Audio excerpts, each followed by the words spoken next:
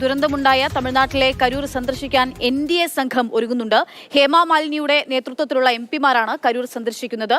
സ്ഥിതിഗതികൾ വിലയിരുത്തി റിപ്പോർട്ട് നൽകുകയും ചെയ്യും.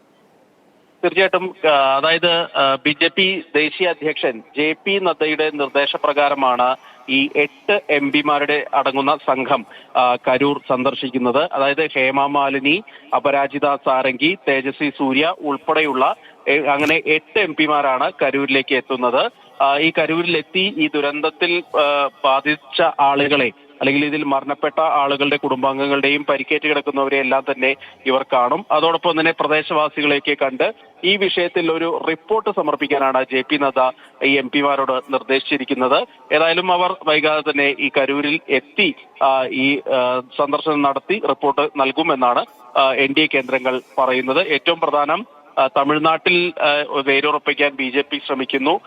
അതുകൊണ്ട് തന്നെ കൂടുതൽ ക്രിയാത്മകമായി ഈ വിഷയത്തിൽ ഇടപെടാനുള്ള ഒരു നീക്കം കൂടിയാണ് BJP-യുടെ ഭാഗത്തുനിന്ന് ഉണ്ടാകുന്നതെന്ന് വേണം പറയാൻ. പക്ഷേ BJP-യുടെ ഭാഗത്ത് നിന്ന് ഇതുവരെയും ഒരു വിമർശനം വിജയ്ക്ക് നേരെ വിഷയത്തിൽ ഉണ്ടായിട്ടില്ലല്ലോ അല്ലേ?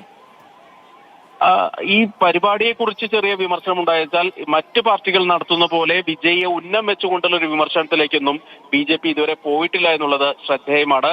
അതായത് DMK-യും കോൺഗ്രസും അതുപോലെ തന്നെ ഇടതു പാർട്ടികളുമൊക്കെ വിജയെ കടന്നാക്രമിക്കുന്ന രീതിയിലേക്ക് പോകുമ്പോൾ പോലും വിജയെ കടന്നാക്രമിക്കാൻ BJP തയ്യാറായിട്ടില്ല. പലപ്പോഴും പല വേദികളിലും വിജയ് ഈ BJP-യെ കടന്നാക്രമിച്ചുകൊണ്ടുള്ള നീക്കങ്ങളാണ് അല്ലെങ്കിൽ പ്രതികരണങ്ങളാണ് പ്രസംഗത്തിലൊക്കെ ഉടനീളം ഉണ്ടായത്.